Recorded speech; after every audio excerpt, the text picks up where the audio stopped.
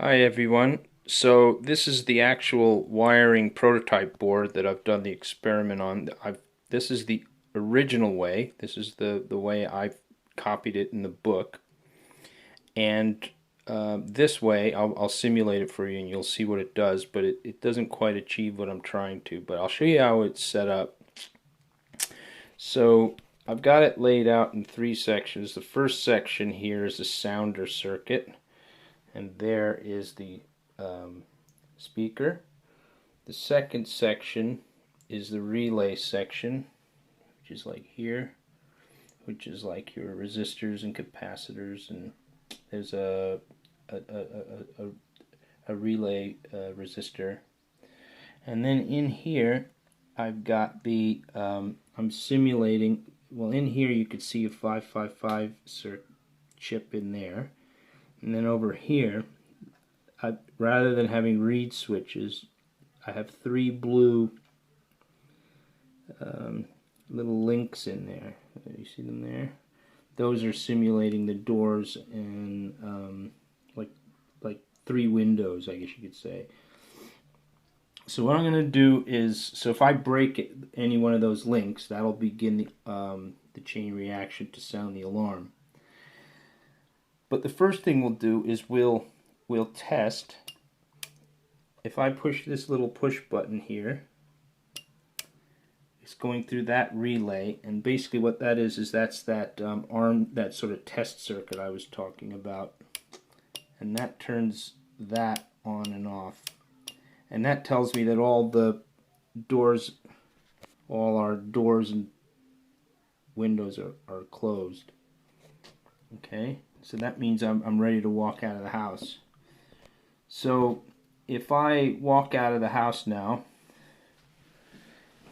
what I can do is, if I arm the circuit now, that red light goes on, and then what happens is okay, so I leave the house, but if I break, I'm going to break one of the, let's say I'm a burglar breaking in, and I remove, let's say I open a window here, simulate opening a window here. Now I've just pulled that out. If we go over to my my voltmeter, I have this voltmeter across the charging capacitor for the alarm, and when that hits 8 volts, which is 2/3 on the 555 timer, that's when that hits 2/3 polarity, that's gonna send the pin number 2, the trigger. That's gonna send that low, and the alarm's gonna sound. So I've walked away from the house. I'm in my car now, driving away. I've armed the circuit, and someone's tried to break in. I think it's about 8.1 volts.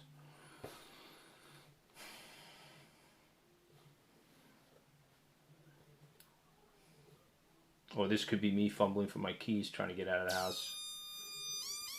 So now that's gone off.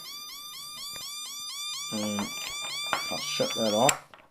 Okay, great.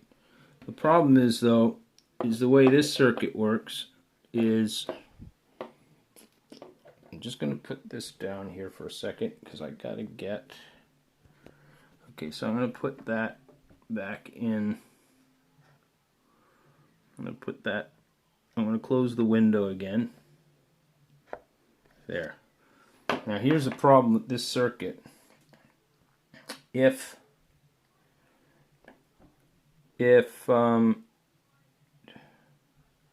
I've left, if the problem is if okay, so the problem is this. Sorry about that. There's a little technical difficulty. So the problem is this, though. If I arm the circuit, that starts my timer counting. Okay. Oh no, sorry, that doesn't start the timer. No, sorry. So the timer's not counting yet. I've armed the circuit. Now I'm walking out of my house. But watch what I'm doing now. Let's simulate this as like opening a door. So if I open the door here, there, I've opened the door. Now I'm closing the door again. There, now I've closed the door again. The problem is, even though I've closed the door, that circuit is still latched and the timer is still counting down. So when that hits 8.1 volts again, that's gonna go off again. See? So whether you're breaking a window open or you're just walking out of the house after you've armed the circuit,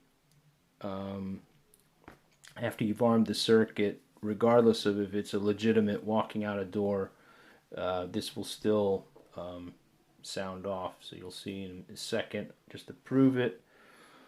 And then we're going to redo it my way, and then you'll see that it works. I just want you to see how the difference between this, even though I've put the I've closed the door again. There, you see. So I'm away now in my car, and the alarm's going off, so it doesn't work. So I'll see you in a minute with the final problem solution.